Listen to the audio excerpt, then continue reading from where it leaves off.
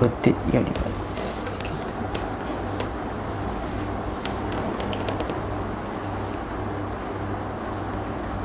Bismillahirrahmanirrahim. Alhamdulillahirabbil alamin. Salatu wassalamu ala sayyidina Muhammad wa ala alihi wa sahbihi ajma'in. Subhanaka la ilma lana illa ma 'allamtana innaka antal alimul hakim. Rabbi shrah li sadri wa yassir li amri wahlul 'uqdatam min lisani yafqahu qawli. Rabbi yassir wa la tu'assir ya karim. Rabbi tammim bil khair. Allahumma salli ala sayyidina Muhammadin an-nur al-mudhhib bil isyani bi nurih wa ala alihi fi kulli lamhatin wa nafasin adada ma wasi'ahu 'ilmullah. Thumma amma ba'd. Assalamualaikum warahmatullahi taala wabarakatuh. Alhamdulillah, bersyukur kita kehadrat Allah Subhanahu wa taala kerana dipertemukan oleh Allah Subhanahu wa taala pada malam yang berbahagia ini bagi menyambung pembacaan kitab 40 hadis perihal zaman kini karangan As-Sayyid Abdul Aziz bin Siddiq Al-Ghumari rahimahullahu taala anhu arda. Tuan-tuan yang dirahmati Allah Subhanahu wa taala, sebelum kita bermula, sebentar ya, saya nak tulis sedikit.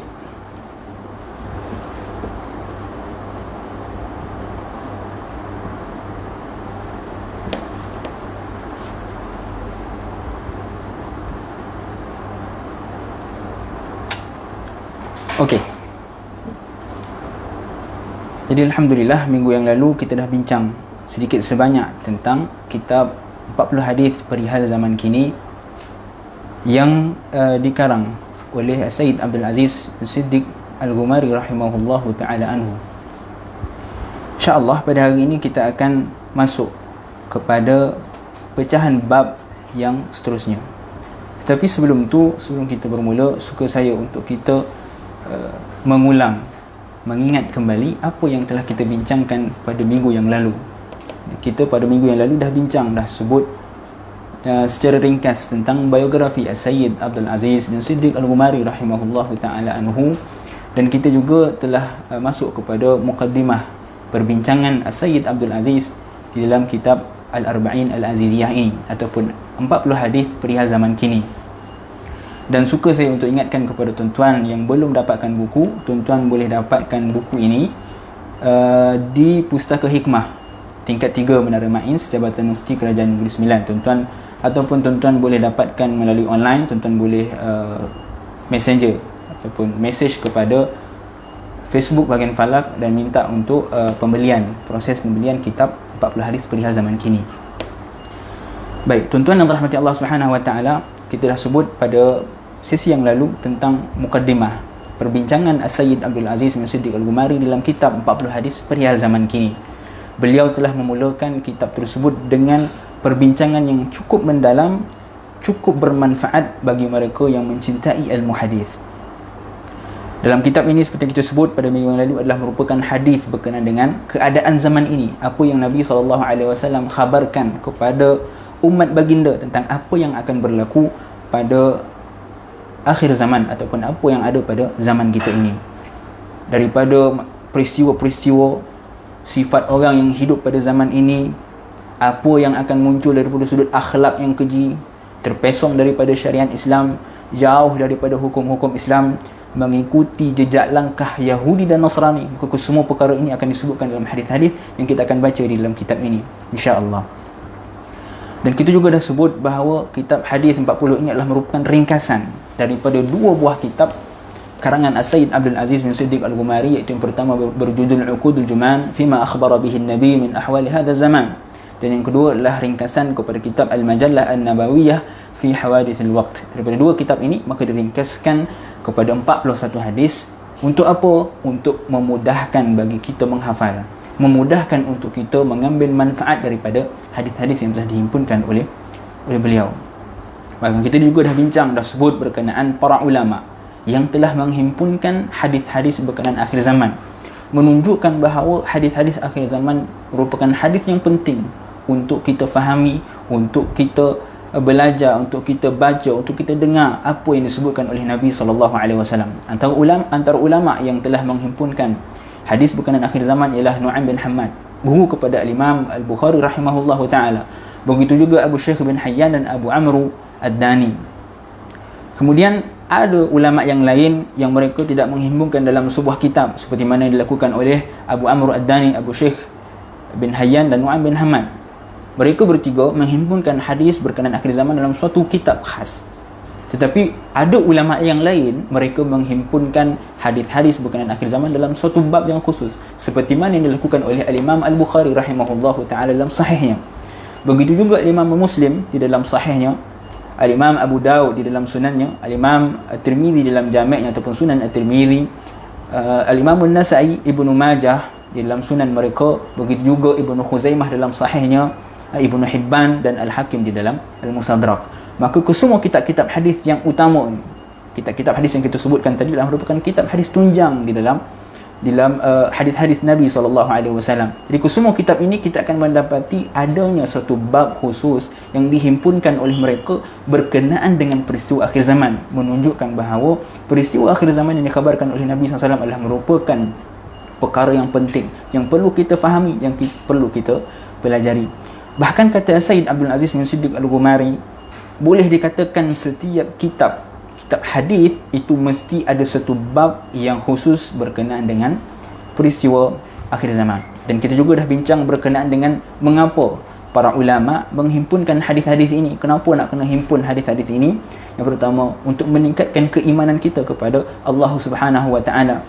Bila mana kita baca hadis-hadis yang dikhabarkan oleh Nabi SAW 1400 tahun yang lalu berkenaan apa yang akan berlaku pada hari ini, maka akan meningkatkan keyakinan kita kepada kebenaran ajaran Islam, kebenaran apa yang dibawa oleh baginda sallallahu alaihi wasallam.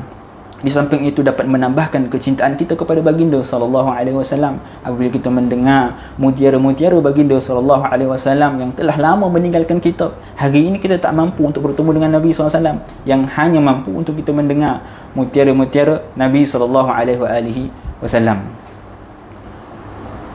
Di samping itu, kitab hadis 40 ini juga mampu untuk menjadi petunjuk kepada orang mukmin dalam menuju jalan yang penuh ranjau di saat menghadapi fitnah akhir zaman. Yang mana Sayyid Abdul Aziz menggambarkan fitnah akhir zaman, keadaan kita hari ini adalah umpama orang yang berjalan di atas lautan yang bergelora dalam kegelapan malam. Hadis-hadis akhir zaman ini, kata Sayyid Abdul Aziz bin Siddiq Al-Ghumari, akan menjadi pelita, akan menjadi penerang untuk kita melalui jalan, untuk melalui ranjau yang sangat sukar ini. Kemudian kita juga dah sebut pada minggu yang lalu tentang mengapa ataupun apakah sebab yang mendorong Sayyid Abdul Aziz untuk menghimpunkan 40 hadis ini. Antaranya adalah kerana permintaan daripada anak murid beliau, iaitu Sayyid Abdul Latif bin Abdul Ghani Jasus, yang mana ketika Sayyid Abdul Aziz mengajar kitab Mukhtasar Ibnu Kathir, Mukhtasar fi Ulumul Hadis karangan Ibnu Kathir, yang merupakan kitab yang penting di dalam ilmu ulumul hadis. Bahkan ketika kami di Maghribi, antara kitab pertama yang diajarkan oleh guru kami Sayyid Abdul Mun'im bin Abdul Aziz bin Siddiq Al-Ghumari, yang merupakan anak kepada pengarang kitab ini, beliau meminta ataupun mengarahkan kami untuk mempelajari kitab Mukhtasar fi Ulumul Hadis karangan Ibnu Katsir, kerana kata beliau inilah antara kitab yang sangat bermanfaat untuk dipelajari berkenaan dengan ulumul hadis. Ketika Sayyid Abdul Aziz bin Siddiq Al-Ghumari mengajar kitab Mukhtasar fi Ulumul Hadis, maka beliau ada sebut beberapa hadis berkenaan dengan peristiwa akhir zaman. Lalu bila anak muridnya mendengar perkara tersebut, Sayyid Abdul Latif bin Abdul Ghani Jasus datang kepada Sayyid Abdul Aziz meminta kepada gurunya untuk menghimpunkan 40 hadis khas berkenaan dengan peristiwa-peristiwa akhir zaman. Baik, selesai pada mukadimah dan kita masuk kepada faedah yang pertama, seperti yang telah kita sebutkan pada minggu yang lalu, iaitu antara ulama yang telah menghimpunkan 40 hadis. Antaranya Al-Imam Al-Hafiz Al-Zahabi rahimahullahu ta'ala anhu. Al-Hafiz, bila kita sebut sebagai Al-Hafiz, maksudnya apa? Al-Hafiz ini antara syarat dia apa? Dia kena menghafal 20,000 hadis dengan sanad dan matan. Barulah seseorang itu dapat menggelaran Al-Hafiz. Jadi gelaran Al-Hafiz merupakan gelaran yang besar bagi ulama hadis. Al-Hafiz Al-Zahabi merupakan pengarang kepada kitab-kitab hadis yang penting seperti Mizanul I'tidal, Siyarul A'lam Nubala, Tahdzibut Tahdzib dan sebagainya. Beliau ada menghimpun kitab 40 hadis, iaitu Al-Arba'in fi Sifatir Rabb. Begitu juga dengan Abu Nu'aim Al-Asbahani, beliau telah menghimpunkan kitab yang berjudul Al-Arba'in fi Adabil Sufiyah. Abu Nu'aim Al-Asbahani merupakan seorang ulama hadis yang penting, pengarang kepada kitab Hilyatul Awliya. Beliau menghimpun 40 hadis yang berjudul Al-Arba'in fi Adabil Sufiyah. Begitu juga Ibn Asakir Ad-Dimashq, pengarang kepada Tarikhud Dimashq. Beliau mengarang kitab Al-Arba'in fi Fadlil Jihad. Bahkan Ibnu Asakir bukan sahaja mengarang satu buah kitab dalam hadis 40. Beliau ada mengarang beberapa buah kitab berkenaan hadis 40. Antaranya Arba'una hadithan li arba'ina syaikhan min arba'ina buldah. Beliau menghimpun 40 hadis daripada 40 orang guru daripada 40 negara. Dihimpunkan dalam sebuah kitab lalu dijadikan sebagai kitab hadis. Begitu juga beliau mengarang kitab Al-Arba'un Al-Abdalul Awali. Beliau ada mengarang kitab Al-Arba'un Hadithan Minal Musawat Mustakhrajat an Thiqatur Ruwat dan Al-Arba'in Atiwa dan beberapa kitab hadis arba'in yang lain. Selain itu, kita dah sebut juga Abu Khair Ismail bin Yusuf Al-Qazwaini Al-Hakim. Beliau mengarang kitab Al-Arba'in fi Fadl Uthman dan beliau juga mengarang kitab Al-Arba'in fi Fadl Ali. Begitu juga dengan Al-Hafidh Abu Qasim Hamzah bin Yusuf As-Sahmi. Beliau mengarang kitab yang berjudul Al-Arba'in fi Fadl Al-Abbas, 40 hadis tentang kemuliaan Sayyidina Abbas radhiyallahu taala anhu. Begitu juga Al-Hafidh Jamaluddin Abu Bakar Muhammad bin Yusuf bin Masdi Al-Gharnati. Beliau ada mengarang kitab Al-Arba'in Al-Mukhtarah fi Fadlil Hajj wal Umrah. Ini antara ulama-ulama besar yang telah menghimpunkan 40 hadis. Maka kita juga dah bincang kenapa para ulama yang besar ini mereka menghimpunkan kitab-kitab hadis 40. Bahkan kalau kita melihat antara ulama seperti Abdul Ghafir Al-Farisi rahimahullahu ta'ala anhu, beliau telah menghimpunkan 40 hadis sehingga sampai kepada 70 buah buku. Beliau menghimpunkan hadis 40 dan kitab tersebut ada dikatakan sampai kepada 70 buah. Beliau menghimpunkan hadis berkenaan hadis 40. Menunjukkan bahawa pentingnya ataupun ada sebab utama kenapa para ulama hadis menghimpunkan hadis 40.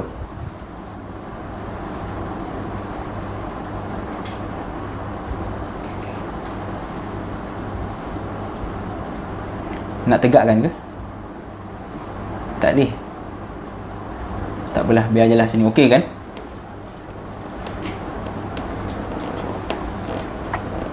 Sebentar ya.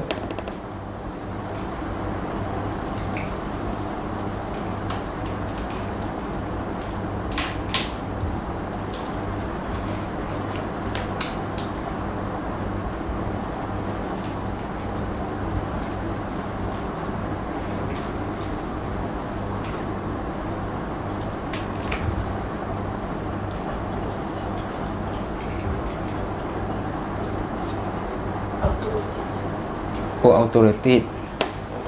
Oh, sorry. Dah tutup dah. Oh, buat auto rotate. Okey. Okey, kita sambung balik ya. Maaf, kesilapan teknikal. Okey. Abdul Ghafir Al-Farisi rahimahullahu taala, beliau telah menghimpun 40 hadis yang cukup banyak sehingga disebutkan beliau ada menghimpunkan 70 buah hadis berkenaan dengan hadis-hadis 40. Begitu juga dengan Syekh Muhammad Yasin Al-Fadani rahimahullahu taala, beliau ada menghimpunkan kitab yang berjudul Al-Arba'una Hadithan min Arba'ina Kitaban min Arba'ina Syaikhan. Syekh Yasin Al-Fadani, musnid dunia, seorang ulama yang berasal daripada Padang, Indonesia kan. Beliau ada mengarang kitab hadis 40, tetapi beliau mengikut jejak langkah Ibnu Asakir, iaitu beliau menghimpunkan 40 hadis daripada 40 buah kitab hadis daripada 40 orang syaikh. Contoh dia apa? Beliau pada hadis yang pertama, beliau meriwayatkan hadis daripada Sahih Al-Bukhari daripada guru beliau Umar Hamdan Al-Mahrisi. Pada hadis yang kedua, beliau riwayatkan daripada Sahih Muslim daripada guru beliau Abdul Qadir Taufiq. Hadis yang ketiga pula daripada Sunan Abi Daud daripada guru beliau Ali bin Falih At-Tahiri. Dan sehinggalah 40 hadis daripada 40 buah kitab yang berbeza dan daripada 40 orang guru yang berbeza. Selain itu, kita ada juga kitab yang paling masyhur yang kita dah sebut pada minggu yang lalu, iaitu kitab Al-Arba'in An-Nawawiyah karangan Al-Imam An-Nawawi rahimahullahu taala anhu, yang nama asalnya adalah Al-Arba'in fi Mabani al-Islam wa Qawaid al-Ahkam. Itu nama asal kitab Al-Arba'in Nawawiyah, tetapi nama tersebut tidak dikenali.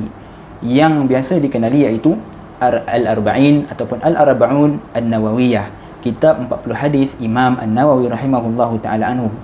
Kitab Al-Arba'in An-Nawawiyah ini adalah antara kitab yang merupakan kitab penting ataupun kitab yang paling masyhur daripada kalangan kitab-kitab hadis 40. Sehingga kata ulama, kitab hadis Al-Arba'in An-Nawawiyah ini adalah merupakan bukti keikhlasan Al-Imam An-Nawawi, kerana kitab tersebut diterima oleh sejumlah besar di kalangan umat Islam. Bahkan sehingga hari ini kitab hadis 40 masih dijadikan sebagai rujukan di dalam masjid-masjid di Malaysia, bahkan di dalam pengajian-pengajian di universiti, menunjukkan bahawa keikhlasan Al-Imam An-Nawawi rahimahullahu taala. Sebab itu kata ulama, al-iqbal alamatu ala al-ikhlas. Sebuah kitab yang diterima oleh masyarakat ramai, diterima oleh orang ramai, itu bukti menunjukkan bahawa orang yang mengarang kitab tersebut adalah ikhlas. Hari ini kita nak mendapatkan keikhlasan tersebut amat sukar. Kenapa? Kerana kita menghasilkan buku dibayar setiap perkataan. Akhirnya ditakuti perasaan ikhlas itu hilang. Sedangkan para ulama dahulu, mereka menghimpunkan kitab tanpa mengharapkan apa-apa balasan. Ikhlas semata-mata kerana Allah. Oleh kerana itu kitab mereka tersebar dan kekal sehingga kepada hari ini. Dan Al-Imam An-Nawawi rahimahullah ta'ala sebut juga dalam mukaddimah kitab Al-Arba'in An-Nawawiyah yang kita kena baca. Kadang-kadang orang dia tak minat nak baca mukaddimah ni, dia baca terus kepada hadis. Tetapi mukaddimah itulah antara benda yang paling penting. Sebab kaedah menyatakan al-hukm 'ala syai'in far'un 'an tasawwuri. Untuk kita menghukum, untuk kita mengetahui satu perkara, maka perlukan kepada gambaran umum. Jadi pada mukaddimah setiap kitab itu biasanya dia akan sebutkan gambaran umum tentang apa yang kita akan bincang di dalam kitab tersebut. Oleh itu penting untuk kita baca, untuk kita teliti mukaddimah. Dalam mukaddimah Al-Imam An-Nawawi rahimahullahu taala, beliau menyatakan bahawa hadis-hadis yang beliau himpunkan di dalam kitab tersebut adalah merupakan qaidatun azimatun min qawaididdin. Hadis-hadis tersebut adalah merupakan kaedah yang agung daripada kaedah-kaedah agama. Sebab tu Al-Imam An-Nawawi rahimahullahu taala dalam kitab beliau menghimpunkan dalam pelbagai bidang, daripada bidang akidah, daripada bidang fiqh, dan juga dalam bidang tasawuf.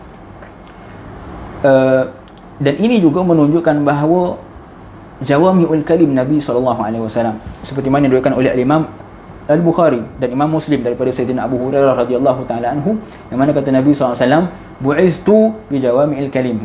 Kata Nabi SAW, aku diutuskan sebagai bi jawami'il kalim, dengan jawami'ul kalim. Jawami'ul kalim ni apa? Perkataan yang ringkas tapi memberi makna yang luas, memberi makna yang jauh. Dan itulah apa yang berlaku kepada 40 hadis Al-Imam An-Nawawi. Beliau menghimpunkan sekadar 42 hadis, tetapi 42 hadis itu telah merangkumi aspek utama, perbincangan asas di dalam agama Islam. Dan kisah Al-Arba'in An-Nawawiyah ini adalah pada awalnya para ulama menghimpunkan hadis berkenaan dengan jawami'ul kalim. Antaranya Abu Bakar bin Sunni, beliau menghimpunkan beberapa hadis yang menunjukkan tentang jawami'ul kalim, hadis berkenaan dengan jawami'ul kalim Nabi SAW. Hadis yang ringkas tetapi memberi penerangan yang sangat luas, memberi maksud yang sangat jauh. Beliau telah menghimpunkan dalam kitab al-Jurul Al-Ijaz wa Jawami'ul Kalim min Sunanil Al-Ma'thurah. Begitu juga dengan Al-Qadi Abu Abdullah Al-Qada'i dalam kitab yang berjudul Syihab fil Hukmi wal Adab. Beliau telah menghimpunkan sebuah kitab yang menghimpunkan hadis-hadis tentang Jawami'ul Kalim, hadis yang ringkas tetapi memberi makna yang luas. Begitu juga dengan Imam Al-Khattabi rahimahullahu taala, beliau telah meletakkan beberapa hadis Jawami'ul Kalim pada muqaddimah Gharibul Hadis beliau. Dan seterusnya disambung oleh Abu Amr bin Salah, pengarang kepada Muqaddimat Ibn Salah, meninggal dunia pada tahun 643 Hijrah.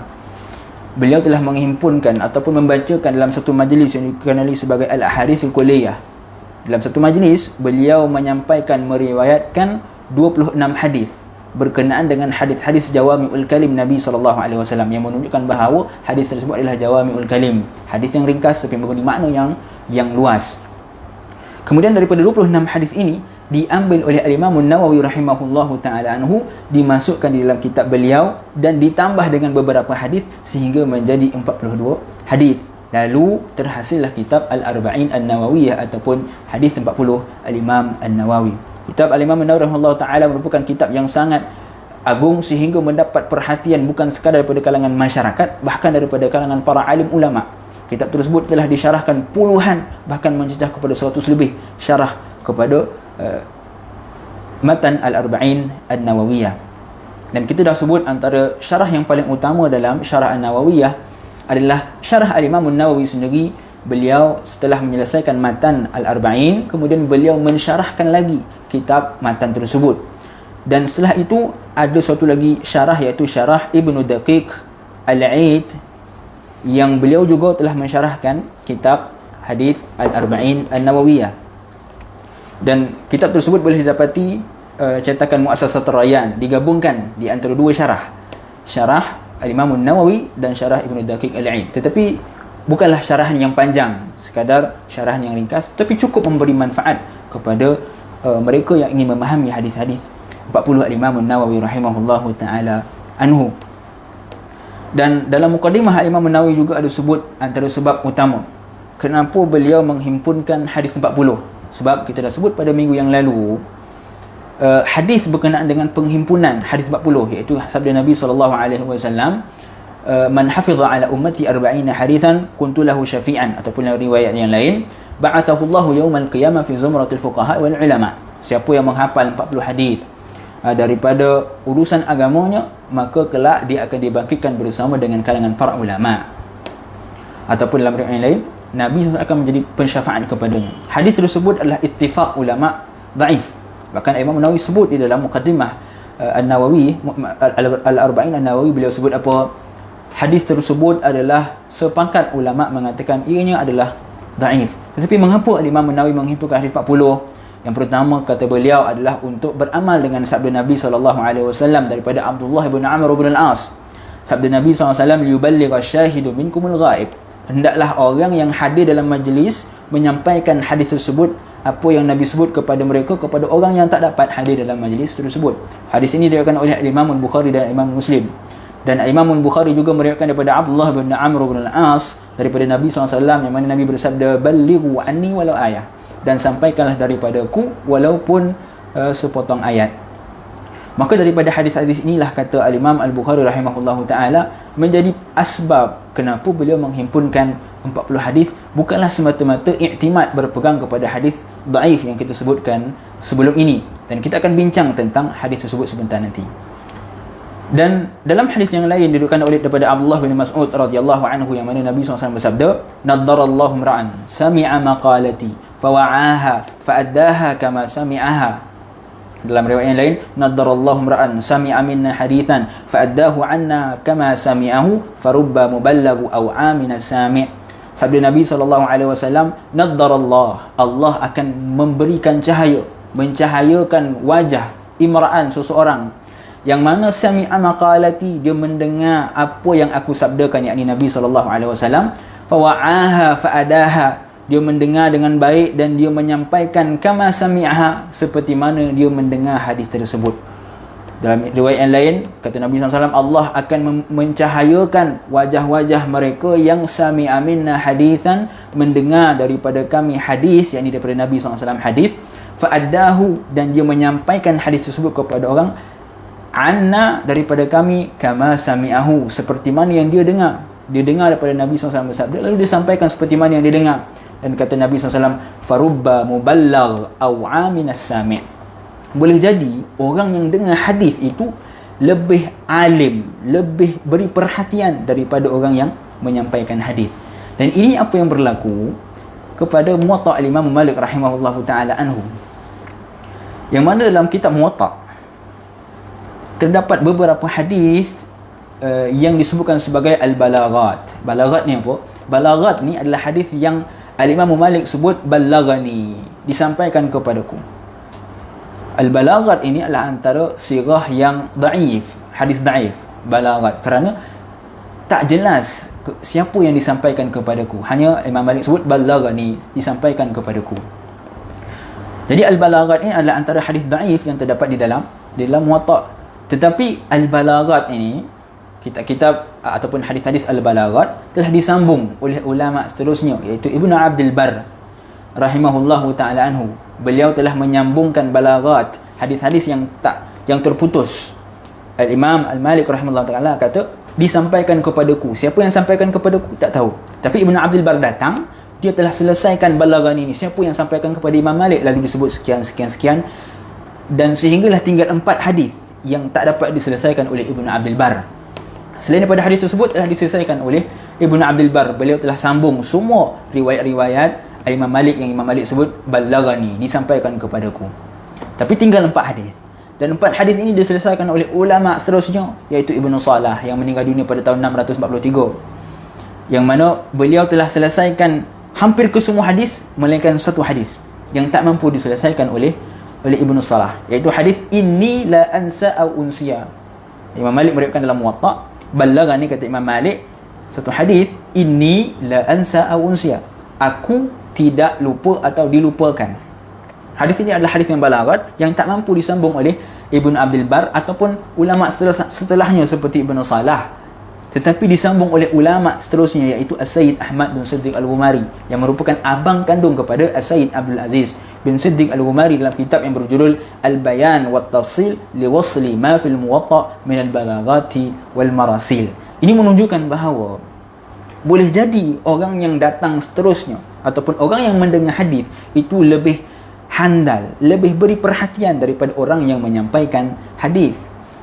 Dan dalam hadis ini juga kita dapat melihat bagaimana Nabi SAW menggambarkan keistimewaan orang yang mendengar hadis dan menyampaikan hadis.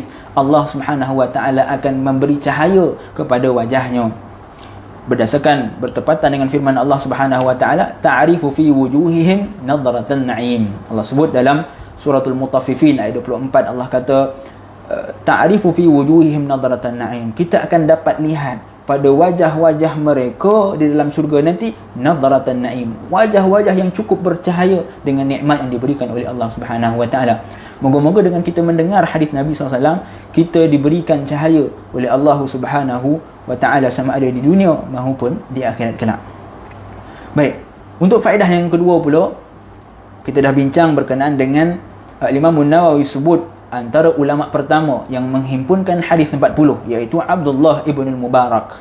Dan perkara ini adalah jelas dan disokong oleh Sayyid Abdul Aziz bin Siddiq Al-Ghumari dalam kitab Al-Arba'in Al-Aziziyah, yang mana Abdullah ibn Mubarak, seorang tabi'ut tabi'in, meninggal dunia pada tahun 181 Hijrah. Beliau telah menghimpunkan 40 hadis berkenaan dengan zuhud, dan dikatakan bahawa inilah kitab pertama yang menghimpunkan 40 hadis. Kemudian diikuti oleh ulama seterusnya seperti Muhammad bin Aslam At-Tusi, Al-Alim Rabbani, Al-Hasan bin Sufyan An-Nasawi. Ada sedikit kesilapan di situ ya. Kebanyakan cetakan disebut sebagai Sufyan An-Nasai. Yang paling tepat bukanlah Sufyan An-Nasai, sebaliknya Sufyan An-Nasawi, nisbah kepada Nasa. Kemudian datang ulama seterusnya, Abu Bakar Al-Ajurri, begitu juga Abu Bakar bin Ibrahim Al-Asfahani, kemudian Ad-Daruqutni, Al-Hakim, Abu Nu'aim, Abu Abdul Rahman Al-Sulami, Abu Sa'id. Semua ulama-ulama ini adalah antara ulama yang telah menghimpunkan 40 hadis. Dan kata Imam Nawawi juga dalam Muqaddimah Al-Arba'in, beliau sebut bahawa ada di kalangan ulama yang menghimpunkan dalam pelbagai aspek, antaranya dalam usuluddin, seperti mana kita sebut sebelum ni. Imam Adz-Dzahabi menghimpunkan hadis 40 hadis dalam Sifatul Rabb, sifat Allah Subhanahu wa taala. Imam Adz-Dzahabi himpunkan 40 hadis berkenaan dengan sifat-sifat Allah Subhanahu wa taala, iaitu kitab hadis khusus berkenaan dengan akidah. Ada ulama yang himpun berkenaan dengan furu', berkenaan dengan fiqh, seperti yang kita dah beri contoh sebelum ini, iaitu Abu Bakar bin Yusuf bin Masdi Al-Gharnati, yang mana beliau mengarang kitab Al-Arba'in fi Mukhtarah fi Fadlil Haji wa Ziyarah, 40 hadis berkenaan dengan haji dan ziarah. Kemudian ada juga ulama kata Imam Nawawi yang menghimpunkan berkenaan dengan jihad, seperti mana dilakukan oleh Ibnu Asakir di dalam Al-Arba'in fi Fadl Al-Jihad. Begitu juga dalam zuhud, iaitu seperti mana dilakukan oleh Abdullah bin Mubarak, dan dalam adab seperti mana dilakukan oleh Abu Nu'aim Al-Asbahani dalam kitab Al-Arba'in fi Adab As-Sufiyah. Dan kata Imam Nawawi, kesemua penghimpunan hadis 40 ni berdasarkan kepada niat yang baik. Dan pada faedah yang ketiga, kita dah bincang tentang sebab utama penghimpunan 40 hadis, iaitu berdasarkan kepada hadis Nabi SAW, man hafiza ala ummati 40 hadithan min amri diniha ba'athahu Allahu yawmal qiyamati fi zumratil fuqaha'i wal ulama. Sesiapa, kata Nabi SAW, yang menghafal daripada kalangan umatku 40 hadis berkenaan dengan urusan agamanya, maka Allah Subhanahu Wa Taala akan membangkitkan dia pada hari kiamat nanti bersama dengan para fuqaha dan para ulama. Dan hadis ini seperti mana yang disebutkan oleh Ibnu Hajar rahimahullahu taala anhu adalah merupakan antara sirah yang paling kuat, kerana hadis ini diriwayatkan dalam pelbagai riwayat. Ada riwayat mengatakan man hafiza ala ummati 40 hadithan min amri diniha ba'athahu Allahu faqihan aliman. Siapa yang menghafal 40 hadis pada urusan agamanya, Allah akan bangkitkan dia sebagai seorang yang faqih, seorang yang alim. Dan riwayat yang lain diriwayatkan oleh Abu Darda radhiyallahu taala anhu dengan riwayat wa kuntu lahu yaumal qiyamah syafi'an wa syahidan. Dan riwayat Abu Darda mengatakan bahawa siapa yang menghafal 40 hadis pada urusan agamanya, maka kata Nabi SAW, akulah yang akan menjadi orang yang akan menjadi saksi dan memberi syafaat kepada di hari kiamat nanti. Dalam riwayat yang lain daripada Ibnu Mas'ud radhiyallahu taala anhu, kata Nabi SAW, siapa yang menghafal 40 hadis pada urusan agamanya akan dikatakan kepada dia pada hari kiamat nanti, udkhul min ay abwabil jannah syi'ta. Masuklah engkau ke dalam mana-mana pintu syurga yang engkau inginkan. Dan ada juga riwayat daripada Ibnu Umar yang mengatakan bahawa siapa yang menghafal 40 hadis daripada urusan agamanya, maka kutiba fi zumratil ulama wa husyra fi zumratil syuhada. Siapa yang menghafal 40 hadis daripada urusan agamanya, maka akan dituliskan baginya bersama dengan para ulama, dan dia kelak di hari kiamat akan dibangkitkan bersama dengan para syuhada. Maka terdapat riwayat yang sangat banyak berkenaan dengan hadis kelebihan menghafal 40 hadis. Tetapi seperti mana kita sebut sebelum ni, Al-Imam An-Nawawi menyatakan wattafaqal huffadhu ala annahu hadithun dha'ifun wa in kathurat turuquhu. Kata Al-Imam An-Nawawi, sepakat para ulama hadis mengatakan bahawa hadis ini adalah hadis yang dhaif, walaupun mempunyai jalur yang banyak, walaupun diriwayatkan dengan pelbagai riwayat, walaupun diriwayatkan daripada sebilangan besar daripada kalangan ulama hadis, diriwayatkan daripada para sahabah yang ramai, tetapi kata Imam Nawawi, sepakat ulama mengatakan hadis tersebut adalah dhaif, kerana setiap hadis yang meriwayatkan berkenaan dengan kelebihan 40 hadis, menghafal 40 hadis, terdapat pada riwayatnya kecacatan. Dan perkara ini dijelaskan oleh Abul Faid, ini disebut dalam kitab ini, iaitu As-Sayyid Ahmad bin Siddiq Al-Ghumari rahimahullahu taala, abang kandung kepada As-Sayyid Abdul Aziz, abang pertama, abang sulung kepada Sayyid Abdul Aziz. Beliau menghimpunkan dalam kitab berjudul Irsyadul Murabba'in ila Turuq Hadithil Arba'in.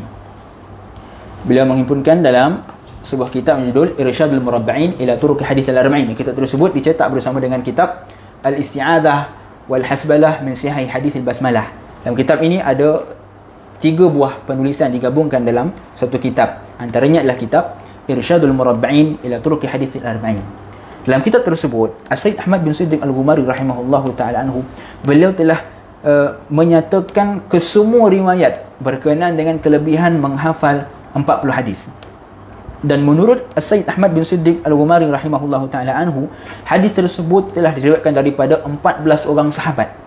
Iaitu yang pertama daripada Sayyidina Ali. Hadis ini juga diriwayatkan daripada Ibnu Abbas, daripada Sayyidina Anas bin Malik, daripada Sayyidina Jabir bin Samurah, daripada Ibnu Umar, daripada Abu Umamah, daripada Sayyidina Abu Darda, daripada Abu Sa'id Al-Khudri, daripada Abu Hurairah, daripada Abdullah bin Mas'ud, daripada Nuwairah, daripada Abdullah bin Amr bin Al-As, daripada Salman Al-Farisi, dan daripada Mu'adz bin Jabal radhiyallahu taala anhum jami'an. Diriwayatkan daripada sebilangan besar daripada kalangan para sahabat, sejumlah besar daripada kalangan para sahabat, 14 orang. Tetapi kesemua riwayat tersebut adalah riwayat yang bermasalah. Dan kata Sayyid Ahmad bin Siddiq Al-Ghumari, antara riwayat yang paling baik, walaupun dia masih dhaif, tetapi riwayat yang paling okey, yang paling baik adalah riwayat daripada Sayyidina Mu'adz bin Jabal radhiyallahu taala anhu, yang diriwayatkan oleh Ibnu Asakir dalam Al-Arba'in Al-Buldaniyah. Menurut Ibnu Hajar rahimahullahu taala, tidak terdapat pada perawinya yang bermasalah melainkan pada seorang. Dalam hadis yang diriwayatkan oleh Sayyidina Mu'adz bin Jabal, semua perawi dia okey, tak ada masalah, kecuali seorang, iaitu nama dia As-Saih. As-Saih ni kata Ibnu Hajar Al-Asqalani, ghairu ma'ruf, beliau tidak dikenali. Oleh kerana beliau tidak dikenali, maka hadis itu turun kepada hadis yang dhaif. Walaupun diriwayatkan daripada sebilangan besar daripada kalangan para sahabat. Bahkan Ibnu Asakir ketika meriwayatkan hadis ini dalam Al-Arba'in Al-Buldaniyah, beliau menyatakan bahawa hadis ini diriwayatkan oleh sejumlah para sahabat dengan sanad yang bermasalah. Tidak terdapat pada satu pun daripadanya adalah sahih. Namun hadis yang lemah jika disokong dengan hadis yang lain akan menjadi kuat, apatah lagi dalam masalah kelebihan beramal berkenaan dengan fadailul a'mal. Ya, hadis ini adalah hadis yang dhaif.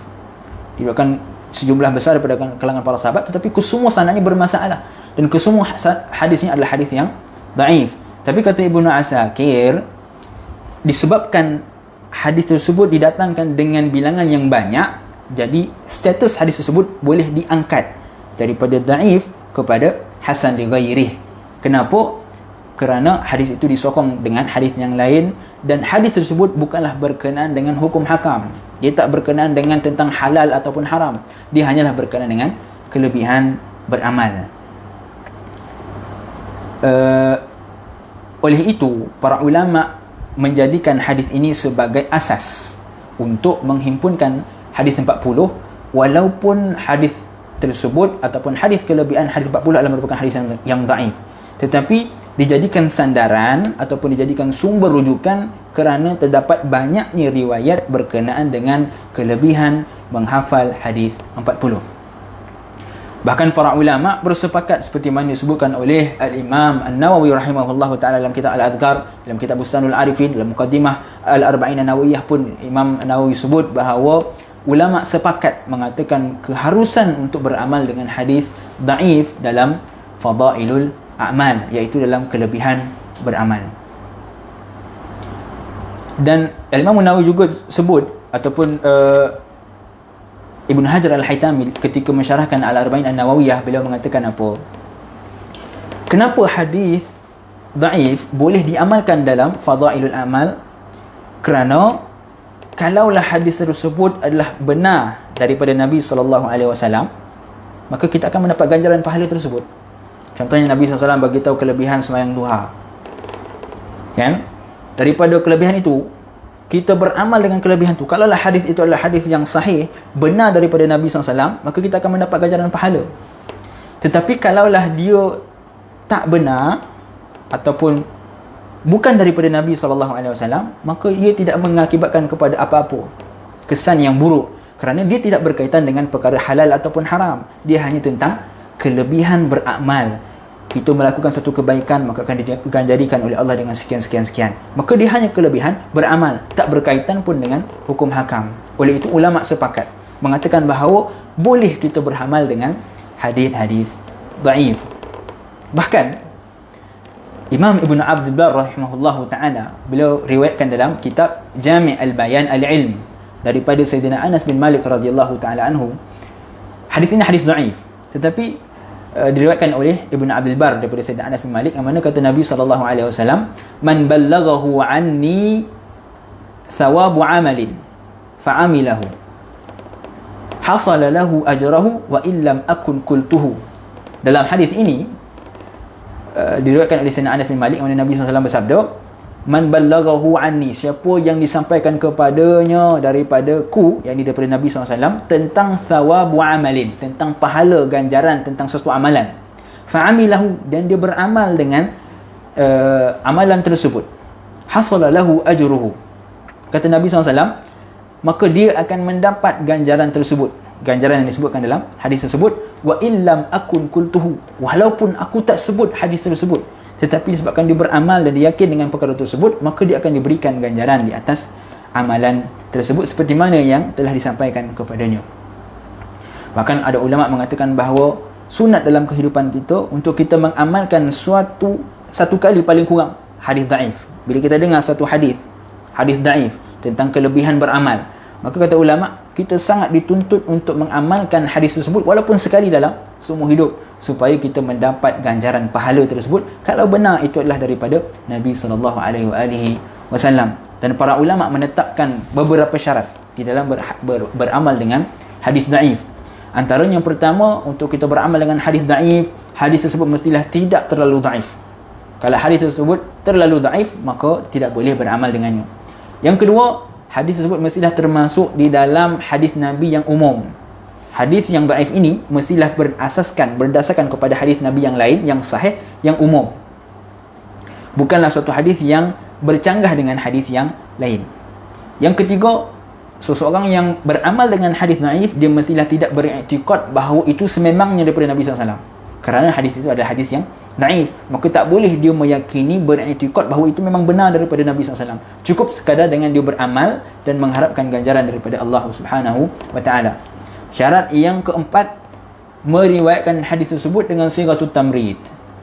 Kalau ada hadis dhaif dan kita nak riwayatkan hadis tersebut, maka antara syaratnya adalah kita kena riwayatkan hadis tersebut dengan sirah tamrid, sirah sakit. Maksudnya apa? Maksudnya kita gunakan sirah seperti ruya, diriwayatkan daripada Nabi SAW. Kita tidak menggunakan dengan sirah jazam, pasti. Kita tak mengatakan bahawa Nabi SAW bersabda sekian dengan sirah yang jazam, ataupun haddathani, diriwayatkan kepadaku. Ini adalah sirah yang jazam. Haddathani, diberitakan kepadaku, dikisahkan kepadaku. Tak boleh, kerana ini adalah hadis yang dhaif. Lalu kena guna sirah tamrid seperti ruya, diriwayatkan kepadaku. Maka ini antara syarat-syarat untuk beramal dengan hadis dhaif. Dan kata ulama juga, antara syarat untuk kita beramal dengan hadis dhaif, hadis tersebut mestilah berkaitan dengan fadailul amal, kelebihan dalam beramal, ataupun tentang targhib wa tarhib, tentang ancaman dan ganjaran, ataupun di dalam ar-raqaiq, di dalam hal-hal melembutkan hati, seperti mana dihimpunkan oleh Al-Imam Al-Ghazali rahimahullahu ta'ala dalam kitab Ihya Ulumuddin. Dan kita juga dah sebut pada minggu yang lalu tentang kalam Ibn Arabi Al-Ma'afiri rahimahullahu ta'ala anhu, yang mana Ibn Arabi Al-Ma'afiri yang meninggal dunia pada tahun 543 Hijrah, makam beliau di Fes. Beliau kata apa? Beliau berpandangan bahawa tidak boleh beramal dengan hadis dhaif, tetapi kalam ini disanggah oleh Sayyid Abdul Aziz bin Siddiq Al-Ghumari. Kenapa? Kerana kalam beliau telah bercanggah dengan ittifaq ulama, dengan kesepakatan ulama, seperti mana disebutkan oleh Imam An-Nawawi. Dan begitu juga kata Sayyid Abdul Aziz bin Siddiq Al-Ghumari, walaupun Ibn Arabi Al-Ma'afiri beliau mengatakan tak boleh beramal dengan hadis dhaif, tetapi dalam kebanyakan kitabnya beliau sendiri meriwayatkan hadis-hadis yang dhaif. Bahkan kata Sayyid Abdul Aziz bin Siddiq Al-Ghumari, ada di antaranya hadis yang hampir kepada maudhu', bahkan maudhu' pun ada. Terutamanya di dalam kitab Sirajul Muridin, menunjukkan bahawa kita takkan mampu untuk melepaskan diri daripada hadis dhaif. Hari ini ada orang yang dia cukup tak suka dengan hadis dhaif. Walau bagaimanapun, kita tetap tidak mampu untuk meninggalkan hadis dhaif secara keseluruhannya, kerana hadis dhaif itu masih boleh digunakan, terutamanya dalam masalah kelebihan beramal, dalam targhib wa tarhib dan sebagainya. Baik, pada faedah yang keempat, kita juga dah bincang tentang rahsia. Kenapa dihimpunkan 40, kenapa tak dihimpunkan 50, 60 dan sebagainya. Yang pertama, seperti mana disebutkan oleh An-Nabrawi, yang pertama adalah kerana yang tahu 40 apa sebab hanya Allah SWT. Kenapa dihimpunkan 40, kenapa tak 60, kenapa tak 70? Kata An-Nabrawi, pandangan yang pertama mengatakan yang ketahui hanyalah Allah SWT. Kita tak tahu sebab apa 40, yang tahu hanya Allah SWT. Pandangan yang kedua adalah mengatakan bahawa 40 adalah antara bilangan yang paling sempurna. Seperti mana kita sebut sebelum ini, kenapa Sayyidina Musa, Nabi Musa radhiyallahu ta'ala anhu, beliau diperintahkan untuk menerima Taurat selama 40 hari, daripada 30 hari lalu disempurnakan kepada 40 hari. Dan pendapat yang ketiga adalah, kata An-Nabrawi, 40 hadis tersebut bukanlah dihafal, tetapi 40 hadis tersebut adalah hadis yang diamalkan, diaplikasikan dalam kehidupan. Maka orang yang mengaplikasikan 40 hadis dalam urusan agamanya, dalam kehidupan dia, maka orang inilah yang akan dimangkitkan bersama dengan para ulama, para fuqaha. Tetapi menurut Sayyid Abdul Aziz, seperti kita sebut sebelum ini, beliau mentarjihkan pandangan yang mengatakan bahawa bilangan 40 itu tidak membawa kepada apa-apa makna. Kenapa? Kerana bilangan yang sedikit tidak menafikan bilangan yang banyak. Bila kita kata 40 hadis, adakah orang yang menghimpunkan 50 hadis dia tak dapat ganjaran yang disebutkan oleh Nabi SAW? Adakah para ulama yang menghimpunkan ratusan hadis tersebut tidak termasuk dalam hadis yang disebutkan oleh Nabi SAW? Sudah pasti ia termasuk di dalam hadis Nabi tadi. Lalu hadis tersebut yang menunjukkan tentang kelebihan beramal dengan hadis 40 hanyalah sekadar untuk memberi gesaan kepada kita untuk menghafal hadis Nabi SAW ataupun menghimpunkan hadis-hadis Nabi SAW. Dan kita juga dah sebut tentang para ulama tarikat, ahli tarikat ataupun ulama tasawuf, mereka menganggap bilangan 40 ni mempunyai suatu kelebihan yang berbeza daripada bilangan yang lain. Baik, kita masuk kepada faedah yang kelima, yang kita juga dah bincang pada minggu yang lalu tentang Sayyid Abdul Aziz bin Siddiq Al-Ghumari radhiyallahu rahimahullahu taala anhu. Beliau menjelaskan tentang syarat untuk berinteraksi dengan hadis-hadis akhir zaman, iaitu yang pertama, tak boleh menafsirkan hadis-hadis akhir zaman sewenang-wenangnya. Agak teragak kita kan, macam kono dengan kehidupan kita, lalu kita kiaskan dengan kehidupan kita. Kata Sayyid Abdul Aziz, perkara itu sepatutnya dijauhkan. Kalau ada hadis berkenaan dengan akhir zaman yang kita tak faham makna dia, kita tak nampak jelas tentang hakikat sebenar dia, maka serahkan hadis tersebut kepada orang yang akan datang. Kerana hadis tersebut tidak diketahui maksud sebenarnya, melainkan bila peristiwa itu telah berlaku. Contoh tentang Dajjal kan, hadis-hadis tentang Dajjal sangat banyak. Jadi ada orang bila dia baca hadis tentang Dajjal, lalu dia kata Dajjal ni sebenarnya handphone kita ni, sebab apa? Dia ada mata satu kan. Itu kan sama macam hadis Nabi. Itu menunjukkan apa? Menyamakan, memahami hadis luar daripada konteks yang dimaksudkan oleh Nabi SAW. Sebab itu tak boleh kita memahami hadis dengan sewenang-wenangnya tanpa berasaskan kepada landasan yang betul. Oleh itu, kalau kita tak faham satu hadis yang Nabi gambarkan tentang peristiwa akhir zaman, maka serahkan hadis tersebut kepada orang yang akan datang bila peristiwa itu berlaku. Seperti yang kita bagi contoh sebelum ni, hadis-hadis akhir zaman adalah seumpama dengan cerita dongeng, kisah dongeng yang kita tak tahu hakikat sebenar dia, sehinggalah kisah tersebut dipertontonkan, dilakonkan di atas pentas. Bila dah lakon ke atas pentas, barulah kita faham, oh maksud dia macam ni sebenarnya, ingatkan macam mana bila kita dah nampak peristiwa tersebut. Oleh itu kata Sayyid Abdul Aziz, serahkan kepada orang yang akan datang bila peristiwa itu telah berlaku. Kemudian kepada faedah yang keenam, kita akan masuk pada hari ini insya-Allah. Tinggal beberapa minit lagi ya. Insya-Allah kita cuba habiskan faedah keenam, iaitu kata pengarang, bismillahirrahmanirrahim, qala al-muallif wa nafa'ana bihi wa bi 'ulumihi fid dharain amin. Terdapat banyak riwayat. Kalau tuan-tuan yang ada buku, tuan-tuan boleh buka muka surat 22. Faedah yang keenam, kata Sayyid Abdul Aziz bin Siddiq Al-Ghumari, terdapat banyak riwayat hadis yang hampir kepada martabat mutawatir, walaupun belum sampai kepada mutawatir. Dia tak sampai kepada martabat mutawatir. Mutawatir ni apa? Mutawatir ini adalah hadis yang diriwayatkan daripada satu generasi kepada generasi, daripada Nabi SAW kepada para sahabat, kepada tabi'in, kepada tabi'in, sehinggalah kepada kita. Dan bilangan setiap perawi tersebut adalah bilangan yang sangat ramai, sehingga bilangan tersebut mustahil mereka berpakat untuk menipu. Maka itu namanya hadis mutawatir. Hadis mutawatir adalah antara hadis yang paling payah untuk kita dapat. Bahkan ada sebagian ulama kata hadis mutawatir itu hanya satu, iaitu hadis Nabi SAW, man kadzdzaba alayya muta'ammidan falyatabawwa maq'adahu minan nar. Sebagian ulama mengatakan bahawa itu hanya satu hadis tentang mutawatir, walaupun ada sebagian ulama lain tak bersetuju, mengatakan ada hadis lain yang hadis mutawatir. Baik, kemudian kata Sayyid Abdul Aziz bin Siddiq Al-Ghumari, terdapat banyak sekali riwayat yang menunjukkan bahawa Nabi SAW diperlihatkan oleh Allah Subhanahu Wa Taala tentang apa yang akan berlaku, yang telah berlaku dan apa yang akan berlaku. Sesungguhnya Allah menunjukkan kepada baginda keadaan dunia, maka Nabi SAW melihat dunia ini dan apa yang ada di dalamnya. Maksud apa yang ada dalam ni apa? Maksudnya apa yang akan berlaku daripada awal penciptaan sehinggalah hari kiamat. Nabi telah melihatnya, sehingga disebutkan dalam hadis, seumpama baginda melihat tapak tangan baginda sendiri, sambil baginda SAW mengisyaratkan tapak tangan baginda. Nabi kata dalam hadis, aku melihat apa yang telah berlaku dan apa akan berlaku seperti mana aku melihat tapak tanganku sendiri. Antaranya, kita tengok dalam kitab ini, hadis daripada Ibnu Umar radhiyallahu taala anhu, dengan katanya Nabi SAW bersabda, Inna Allah Azza wa Jalla rafa'a li ad-dunya fa ana anzuru ilaiha wa ila ma huwa ka'inun fiha ila yaumil qiyamah kama anzuru ila kaffi hadhihi jaliyani min amrillahi Azza wa Jalla jallahu li nabiyyi kama jallahu lin nabiyyi qablahu.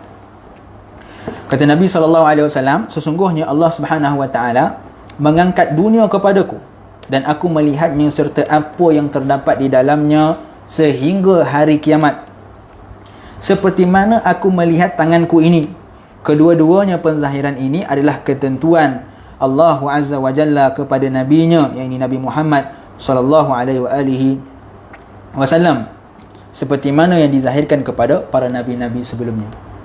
Dalam hadis ini menunjukkan bahawa Nabi SAW bagi tahu bahawa Allah telah memperlihatkan kepada baginda apa yang telah berlaku dan apa berlaku sehingga hari kiamat, seperti mana Allah memperlihatkan kepada nabi-nabi sebelum baginda. Walaupun hadis ini adalah hadis yang daif, diriwayatkan oleh Al-Imam At-Tabarani dan Abu Nuaim, yang juga daripada Imam At-Tabarani di dalam kitab Al-Hilyah. Ya, hadis ini adalah hadis yang daif, tetapi lemahnya sanad ini, daifnya sanad ini tidak memudaratkan. Kenapa? Kerana ada banyak riwayat yang lain, hadis-hadis yang lain yang bermartabat sahih, yang menunjukkan bahawa Nabi memang telah melihat apa yang telah berlaku dan apa yang akan berlaku sehingga hari kiamat, seperti akan kita lihat nanti. Jadi dalam masalah ini, walaupun hadis ini dhaif, jadi dia tak memberi apa-apa kesan, kerana ada hadis lain yang sahih yang telah menyokong hadis yang lemah ini. Antaranya kita tengok muka surat 24 di dalam Sahih Muslim. Daripada Sayyidina Hudzaifah radhiyallahu taala anhu, beliau berkata, laqad haddatsani Rasulullah sallallahu alaihi wasallam ma yakunu hatta taquma sa'ah. Kata Sayyidina Hudzaifah radhiyallahu taala anhu, sesungguhnya Rasulullah sallallahu alaihi wasallam telah menceritakan kepadaku apa yang akan terjadi sehingga berlakunya kiamat. Nabi SAW telah menceritakan, telah bagi tahu kepada Sayyidina Hudzaifah tentang apa yang akan berlaku sehingga hari kiamat. Ini diriwayatkan oleh Al-Imam Muslim di dalam sahihnya, hadis yang sahih. Hadis yang kedua di dalam Sahih Al-Bukhari dan Sahih Muslim, diriwayatkan juga daripada Sayyidina Hudzaifah radhiyallahu taala anhu, yang juga daripada Sayyidina Hudzaifah radhiyallahu taala anhu. Beliau mengatakan, qama fina Rasulullah sallallahu alaihi wasallam maqaman ma taraka fihi syai'an ila qiyamis sa'ati illa dzakarahu hafizahu man hafizahu wa nasiyahu man nasiyahu wa innahu la yakuna minhu syai'u qad kuntu nasituhu fa arahu fa adhkurahu kama yadhkuru ar-rajulu wajha ar-rajuli idza ghaba anhu thumma idza ra'ahu arafahu. Kata Sayyidina Hudzaifah bin Yaman radhiyallahu taala anhu, beliau mengatakan bahawa suatu hari Nabi SAW berdiri di hadapan kami. Dalam riwayat yang lain, Nabi berdiri memberi khutbah. Dan pada ketika itu, baginda SAW telah menyatakan semua perkara yang akan berlaku sehingga hari kiamat tanpa meninggalkan satu pun daripadanya. Mengingatinya siapa yang mengingatinya dan melupainya siapa yang melupainya. Maksudnya apa? Orang yang ingat, ingatlah.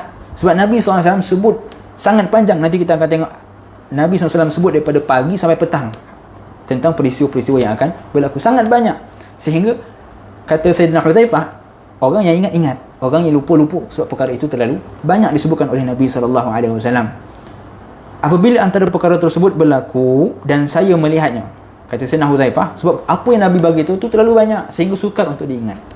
Tetapi bila apa yang dikhabarkan oleh Nabi itu berlaku, maka kata Sayyidina Hudzaifah, saya kembali mengingatinya setelah saya sendiri terlupa berkenaannya. Bila perkara tersebut berlaku, baru dia ingat, Nabi SAW dah pernah bagi tahu tentang perkara ini. Kata Sayyidina Hudzaifah, aku mengingatinya seperti mana aku melihat wajah seseorang yang telah lama aku tinggalkan, lama tak jumpa. Tiba-tiba bila jumpa baru aku tengok, kau Kasim kan, contoh kan. Dah lama tak jumpa, dah lupa, tapi bila nampak orang tersebut baru teringat, oh, ini orang tersebut. Maka seumpama itulah Sayyidina Hudzaifah kata, hadis yang Nabi SAW bagi tahu apa yang akan berlaku sehinggalah hari kiamat, aku dah terlupa banyaknya. Tapi bila aku nampak perkara tersebut berlaku, aku ingat, ini Nabi telah bagi tahu tentangnya. Dalam riwayat yang lain diriwayatkan oleh Al-Imam Muslim dalam sahihnya daripada Sayyidina Abu Zaid radhiyallahu taala anhu, beliau berkata, "Shalla bina Rasulullah SAW al-fajr." Nabi SAW semayang bersama dengan kami solat subuh. Thumma sa'ida al-minbar, kemudian Nabi menaik minbar. Fa khatabana hatta hadarat adh-dhuhur. Nabi memberi khutbah, membaca khutbah sehingga zuhur, daripada subuh sehingga kepada zuhur. Thumma nazala, kemudian Nabi turun daripada minbar, fa shalla, Nabi semayang zuhur. Thumma sa'ida al-minbar, kemudian Nabi naik kembali minbar, fa khatabana, dan bagi khutbah lagi sekali, hatta gharabat syams, sehinggalah terbenamnya matahari. Fa akhbarana bima kana wa ma huwa kainun ila yaumil qiyamah fa ahfadhna a'lamuna. Kata Abu Zaid radhiyallahu taala anhu, fa akhbarana, dalam khutbah tersebut daripada pagi sampai petang, daripada subuh sampailah terbenamnya matahari, Nabi SAW telah memberitahu kepada kami apa yang ada, apa yang berlaku, sehinggalah berlakunya hari kiamat. Fa ahfazuna a'lamuna, orang yang paling kuat ingatan dia, orang yang paling kuat hafalan dia adalah orang yang paling tahu tentang perkara ini. Sebab Nabi bagi tu perkara yang cukup banyak. Daripada subuh, bayangkanlah kan, daripada subuh sampai petang Nabi bercakap tanpa henti. Terlalu banyak perkara. Lalu kata sahabat, orang yang paling kuat hafalan dia adalah orang yang paling banyak ingat. Maknanya dia masih belum mampu untuk ingat semua perkara kerana terlalu banyak. Tapi orang yang paling kuat hafalan, dialah yang paling banyak ingat apa yang dikhabarkan oleh Nabi SAW.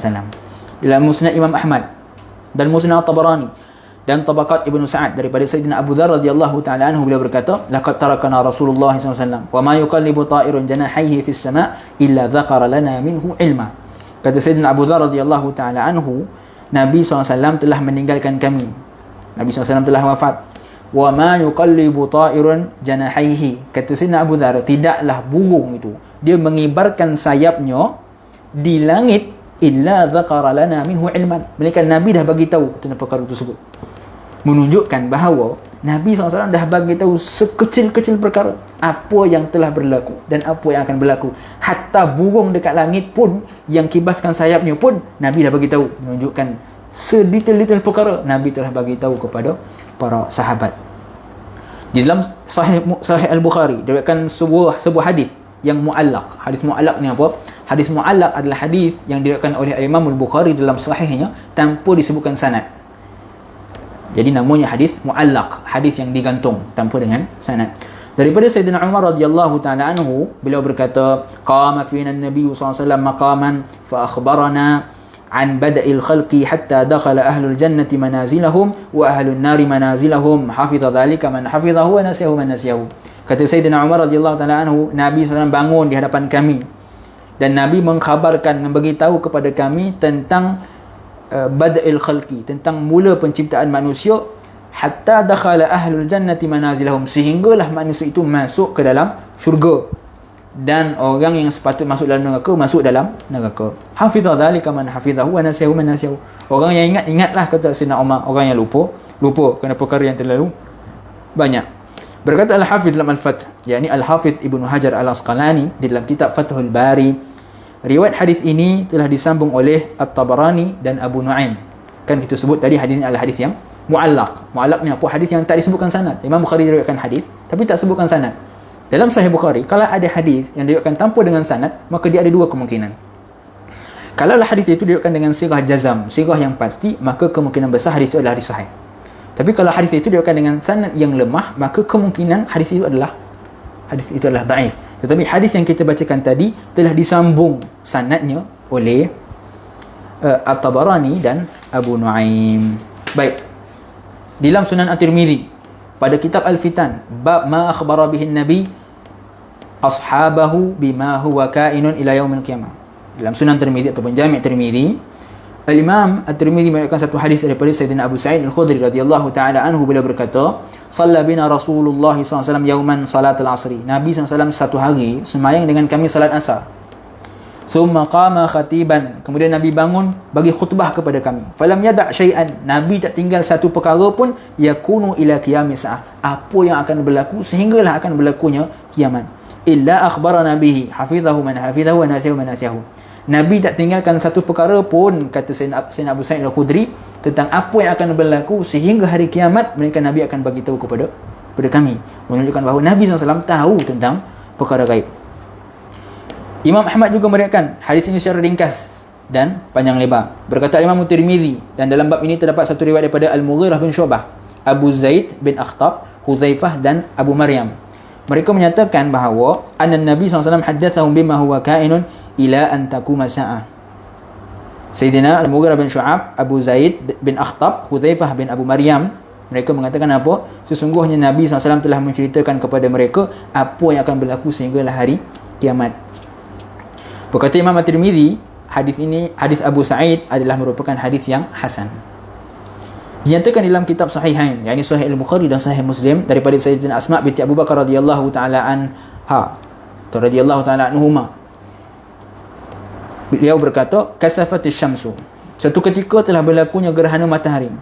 Fasallan Nabi SAW thumma habinahu Allah Ta'ala. Nabi SAW salat 2 rakaat, kemudian memuji Allah Subhanahu Wa Ta'ala.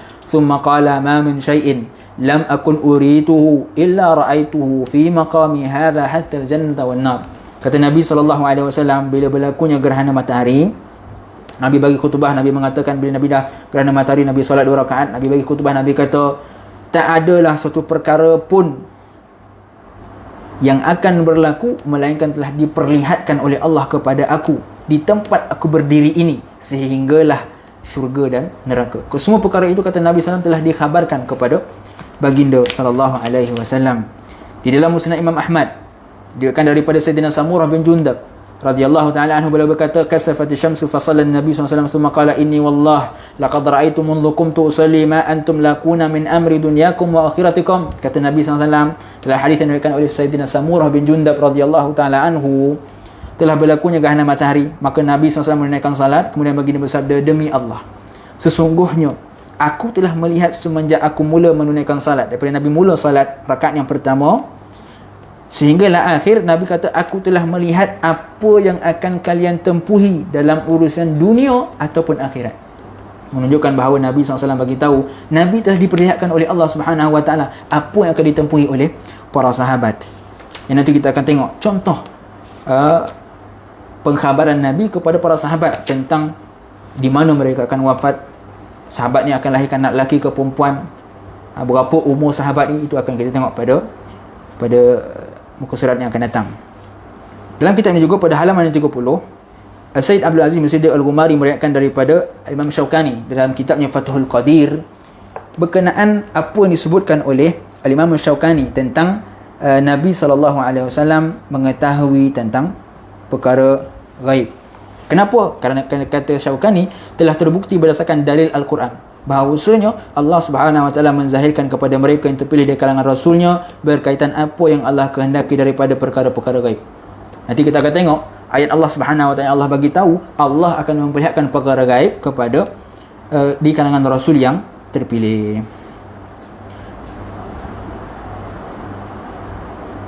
Dan Sayyid Abdul Aziz juga ada meriwayatkan daripada Qadhi Iyad, yang mana Qadhi Iyad beliau meriwayatkan dalam kitab Asy-Syifa bi Ta'rif al-Huquq al-Mustafa menunjukkan bahawa hadis-hadis berkaitan Nabi SAW mengetahui perkara gaib telah sampai kepada martabat mutawatir.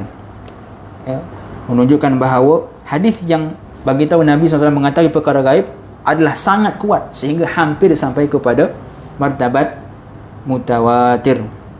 Tuan-tuan boleh tengok dalam muka surat 32 nas yang disebutkan oleh Sayyid Abdul Aziz daripada Qadhi Iyad dalam kitab Syifa bi Ta'rif al-Huquq al-Mustafa.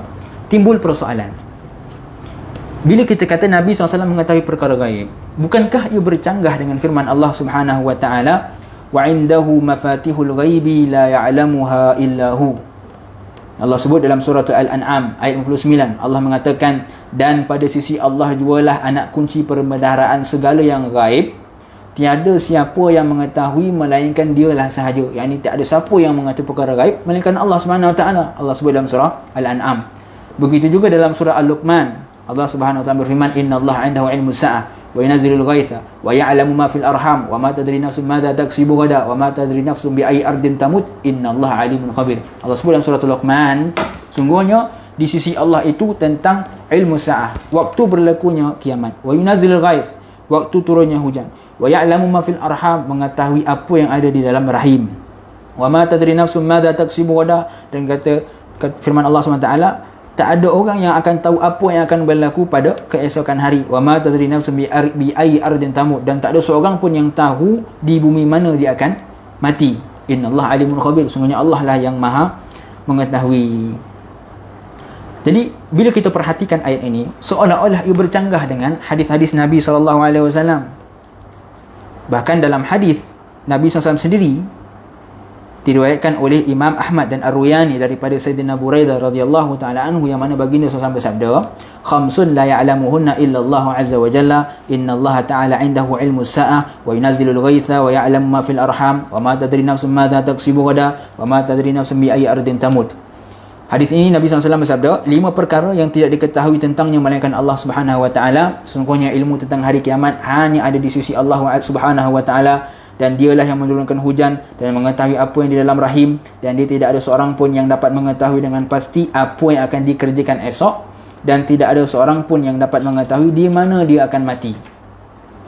Jadi pada hadis dan ayat Quran ini, bila kita perhatikan seolah-olah ia bercanggah dengan hadis yang kita bacakan pada awal tadi. Kerana dalam hadis yang awal kita baca tadi, Nabi SAW bagi tahu Nabi telah diperlihatkan oleh Allah tentang apa yang akan berlaku sehinggalah hari kiamat. Tetapi dalam ayat Quran dan hadis yang kita baca ini menunjukkan seolah tak ada yang tahu perkara gaib melainkan Allah Subhanahu wa taala. Jadi persoalan ini dijawab oleh As-Sayyid Abdul Aziz bin Siddiq Al-Ghumari rahimahullahu taala pada halaman yang ke-34. Beliau mengatakan sesungguhnya orang yang mengatakan bahawa Rasulullah tidak diperlihatkan 5 perkara tersebut hanya berdasarkan kepada hadis ini telah berada dalam kelalaian yang jelas, di samping menunjukkan kejahilannya, kelemahannya serta ceteknya kefahaman dan ilmu pengetahuan dia.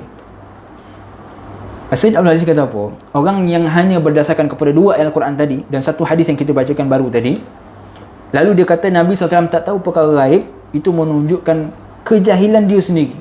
Kenapa? Kerana dalam firman Allah Subhanahu wa taala dalam surah Al-Jin ayat 26 hingga 27, Allah Subhanahu wa taala berfirman, "Alimul ghaibi fala yudhiru ala ghaibihi ahada illa man irtada min rasul." Allah sebut dalam surah Al-Jin, yang maksudnya Tuhanlah sahaja yang mengetahui segala yang gaib, maka dia tidak memberitahu perkara gaib yang diketahuinya itu kepada sesiapa pun melainkan kepada mana-mana rasul yang diredainya.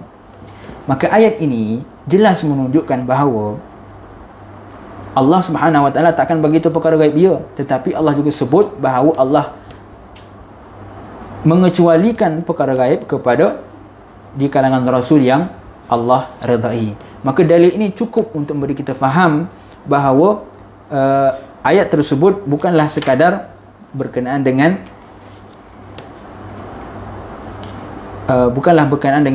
Nabi SAW tak tahu perkara gaib, tetapi sebaliknya Nabi SAW tahu kerana Nabi termasuk daripada Rasul-Rasul yang terpilih yang dikhabarkan oleh Allah tentang perkara-perkara gaib. InsyaAllah kita sambung lagi pada minggu akan datang tentang contoh-contoh yang mana Nabi SAW beritahu kepada para sahabat di bumi mana mereka akan meninggal, bila mereka akan meninggal dan sebagainya. Wallahu alam, saya mohon maaf jika ada terkasar bahasa, tersalah bicara. Yang baik itu datang daripada Allah Subhanahu wa taala, kurang dan lemah itu datang daripada diri saya sendiri. Hakikatnya keduanya datang daripada Allah Subhanahu wa taala. Kita tangguh majlis kita dengan tasbih kafarah dan suratul Asr.